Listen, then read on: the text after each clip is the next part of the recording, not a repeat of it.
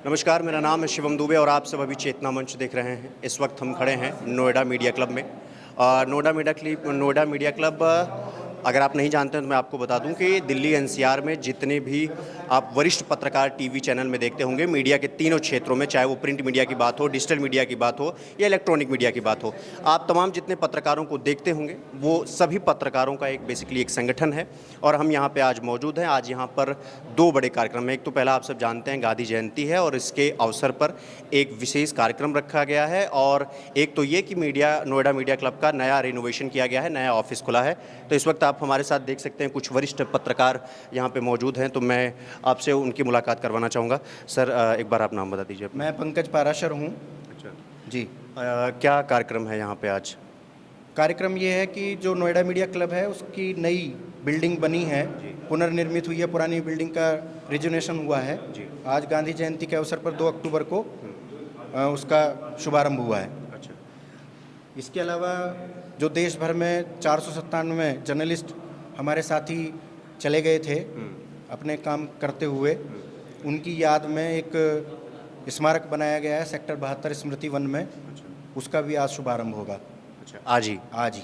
अच्छा, एक बात बताइए, नोएडा मीडिया क्लब की पुरानी बिल्डिंग में और अब की बिल्डिंग में, तब की सोच में या आपकी सोच में एक आप क्या बदलाव देखते हैं इन सब चीज़ों में? सेंट्रल आइडिया एक ही है, जो पहले था वो ही अब है। बस फ़र्क इतना है कि पहले पुरानी बिल्डिंग थी, उसमें सुविधाएं कम थी। अब जो नई बिल्डिंग बनी है उसमें सुविधाएं ज़्यादा हैं। लेकिन सेंट्रल आइडिया यही है कि आम आदमी को अपना कहने की बात रखने का एक फोरम मिले और पत्रकारों को एक ऐसा स्पेस मिले जहां सब लोग बैठ के अपनी पर्सनल, प्रोफेशनल तमाम चीज़ों पर चर्चा कर सकें, एक दूसरे के साथ बैठ सकें। सेंट्रल आइडिया वही है, बस फ़र्क इतना है कि नई बिल्डिंग में सुविधाएं ज़्यादा हैं। पहली जो बिल्डिंग थी वो पुरानी थी, उसमें इतनी सुविधाएं नहीं थी। अच्छा, ये जो कोरोना के समय में आप जो बता रहे हैं 497 पत्रकार शहीद हुए और फ्रंट लाइन वर्कर कहा जाता था प्रधानमंत्री के अनुसार, अगर कहा जाए तो आप ये नोएडा मीडिया क्लब ये इनिशिएटिव ले रहा है, खास करके तब जो कोरोना गए हुए 1 साल हो गया लगभग, हम लोग 2-3 साल से सफ़र कर रहे थे। कैसे ये विचार आया आप सबके दिमाग में ये सारी चीज़ें करना पत्रकारों के लिए? विचार, एक दिन ऐसे ही बैठे थे सब लोग, चर्चा हो रही थी, तो यही हुआ कि भाई तमाम लोग, जैसे डॉक्टर्स चले गए, पुलिस वाले बहुत गए, और जो दूसरे फ्रंट लाइन वर्कर थे वो तमाम लोग गए।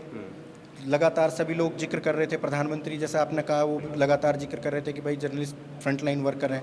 तो ये एक आइडिएशन आया कि जो लोग चले गए, थोड़े दिन बाद लोग भूल जाएंगे, 1-2 दशक बाद लोग ये भी भूल जाएंगे कि कोई जर्नलिस्ट किस वजह से कब मरा था, कब वो चला गया अपना परिवार छोड़ के। तो तब ये दिमाग में बात आई कि भाई पैरामिलिट्री फोर्सेस, तमाम फोर्सेस और दूसरे नेता, तमाम लोगों की स्मृति और सब चीज़ें हैं, तो लोग उन्हें याद रखते हैं। तो ऐसा एक पत्रकारों के लिए भी होना चाहिए कि कम से कम उन्हें भी लोग याद रखें कि भाई ये भी कुछ काम करते हुए गए थे, इन्होंने भी देश की सेवा की है। और जब कहते हैं हम लोग कि ये चौथा पिलर है, तो उसके पास भी एक इस तरह की थाती, इस तरह का एक अपना इतिहास होना चाहिए। ये पिछले 4-5 महीने में बन के तैयार हुआ, अब आपके सामने है। एक बात बताइए, जैसे ये सेक्टर 72 में है शायद स्मारक जो बनने जा रहा है, तो आज वहाँ पे कौन कौन अतिथि के रूप में आ रहे हैं, या कह लीजिए उनको लोकार्पण करने के लिए आ रहे हैं? काफ़ी लोगों को हमने सभी राज्यों को अपनी तरफ से अप्रोच किया है। तो 8-10 राज्य ऐसे हैं जिनकी तरफ से हमें कन्फर्मेशन मिला। वहाँ के मुख्यमंत्री, उनके प्रतिनिधि शामिल होंगे। मुख्यमंत्रियों के प्रतिनिधि, जैसे कोई मिनिस्टर है, ब्रॉडकास्टिंग वाले हैं, इसके अलावा कहीं से प्रिंसिपल सेक्रेटरी आ रहे हैं, कहीं से उनके रेजिडेंट कमिश्नर आ रहे हैं। उत्तर प्रदेश से कल अखिलेश यादव आए थे, आज जयंत चौधरी आ रहे हैं, भूपेंद्र चौधरी बीजेपी के अध्यक्ष हैं, वो आ रहे हैं। इसके अलावा उत्तर प्रदेश सरकार के कई मंत्री मिनिस्टर आ रहे हैं, ब्यूरोक्रेसी से बहुत सारे लोग आ रहे हैं, जर्नलिस्ट देश भर से आ रहे हैं। जो परिवार इसमें जिन्होंने सर्वाइव किया है, जिनके परिवार के सदस्य चले गए, हमारे पत्रकार साथी, उनके 50 से ज़्यादा परिवार आ रहे हैं। अच्छा, 50 से ज़्यादा परिवार? हाँ।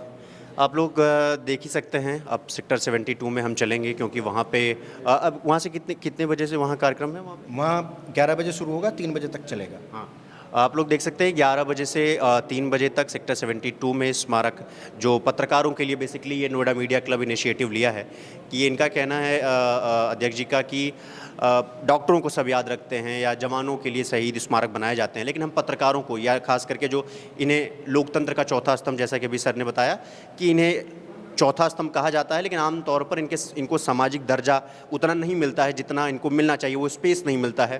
तो ये इनिशिएटिव नोएडा मीडिया क्लब ने उठाया हुआ है। तो हम चलेंगे जहाँ पर आज वहाँ पर लोकार्पण होगा और वहाँ पे तमाम बड़े नेता होंगे। आप हमारे साथ बने रहिएगा, कहीं मत जाइएगा। हम आपको आज ये जो भी कार्यक्रम है पत्रकारों के लिए, हम आपको दिखाने वाले हैं।